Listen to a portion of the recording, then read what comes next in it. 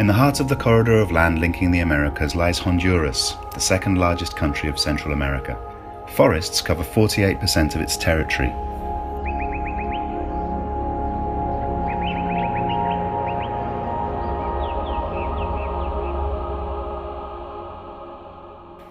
The Rio Platano Reserve, together with the adjacent Bosques Nature Reserve of Nicaragua, form the second largest tropical rainforest in the Americas.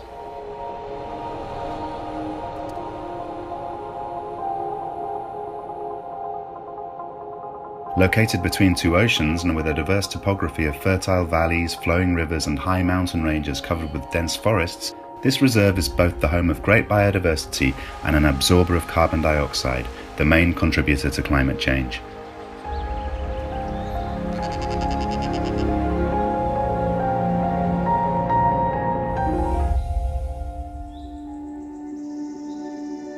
Such natural richness is vulnerable to climatic change and to impacts caused by widespread poverty among the rural population.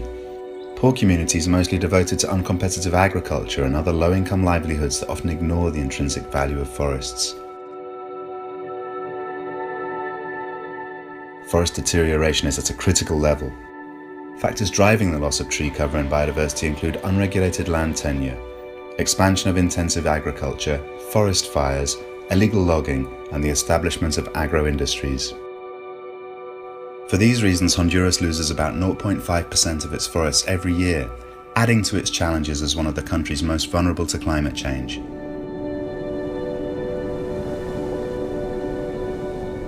Consequences of such vulnerability have included the degradation of forests due to infestation by pine bark beetles. During the past 2 years, the beetles have destroyed 9% of the country's pine forests, affecting water reserves, biodiversity, livelihoods, and communities as a whole. Meanwhile, in many communities, legal ambiguity over land ownership creates land disputes that make it difficult to manage resources and implement effective governance.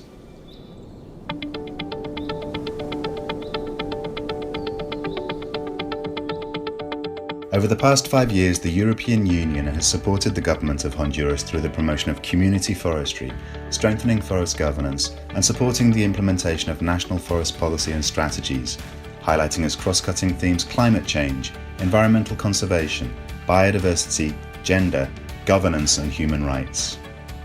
The government has assigned forest areas to communities which have implemented agroforestry practices, protecting forests from deforestation, while developing approaches such as the use of drought-resistant seeds to adapt to and resist climatic changes.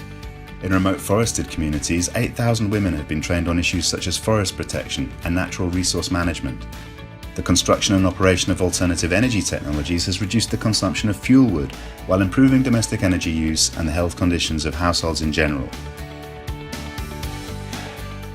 To protect forests from deforestation caused by illegal logging, Honduras is in the process of negotiating with the European Union a voluntary partnership agreement, which establishes mechanisms to guarantee the legal origin of timber goods exported to the European internal market. In order to mitigate conflicts over land ownership in forest areas and to ensure greater legality, Honduras has been promoting greater transparency in the process of land regularization. With the support of the European Union, Honduras has managed to regularize 73% of the more than 375,000 hectares of forested land identified for regularization.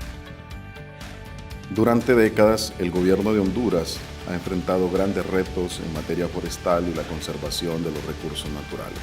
En los últimos 5 años, con el apoyo de la Unión Europea, se ha impulsado el desarrollo forestal y la conservación de zonas productoras de agua, de áreas protegidas y la vida silvestre, con resultados altamente positivos. Sin embargo, queda mucho por hacer. Continuar implementando las políticas, programas y planes sectoriales forestales y lograr la sostenibilidad del sector.